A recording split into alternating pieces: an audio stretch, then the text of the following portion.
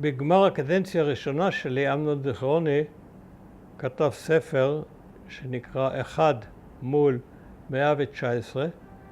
זה אגב כינוי שדבק בי עוד לפני זה, בכל מהלך הכנסת. זה היה כל כך בולט שאני נגד כל האחרים, וכל האחרים נגדי, שזה התבקש כמעט מעצמו.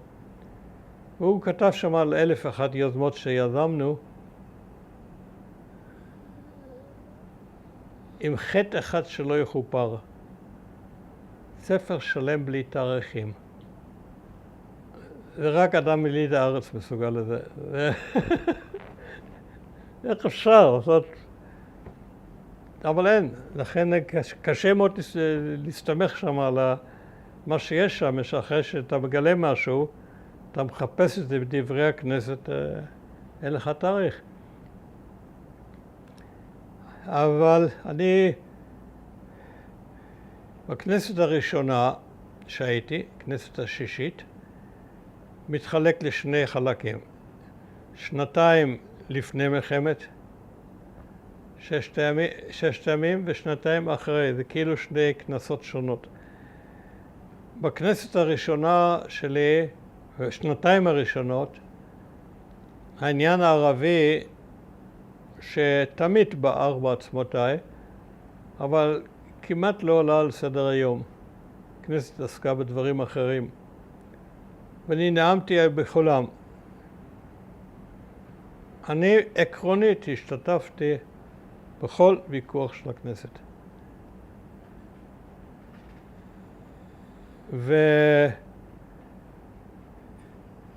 ובחורה שאספה עכשיו את הנאומים שלי בכנסת, הגיע ל-630 נאומים.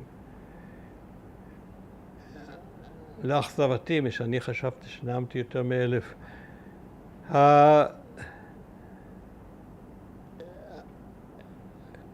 היו עשרות נושאים שמעולם לא עלו בכנסת, שהפכו כאילו ולא היו פוליטיים, והפכו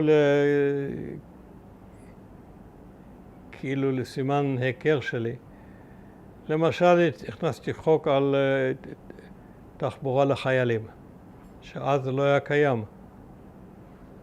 הרבה מהחוקים האלה בסוף נחקקו בלעדיי, ואחדים עד היום לא. עד היום מתווכחים בכנסת ההצעות שאני הכנסתי ב-65, 6, 7.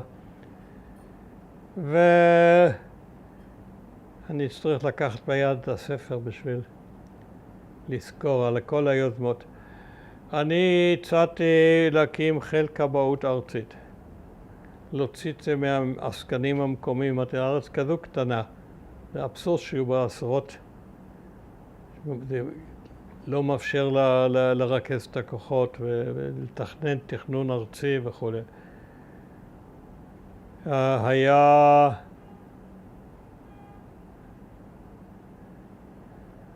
עשרות הצעות כאלה. אני הצעתי להתיר יחסים הומוסקסואליים, שאז היה פלילי.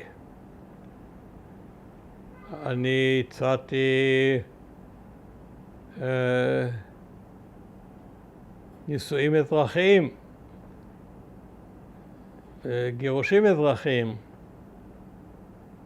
למעשה כל הדברים שכתבתי בעולם הזה ב-15 שנים לפני זה,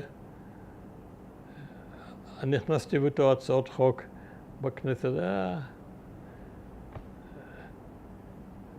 אני אהבתי את זה, והצעות חוק, נכנסתי המון הצעות חוק.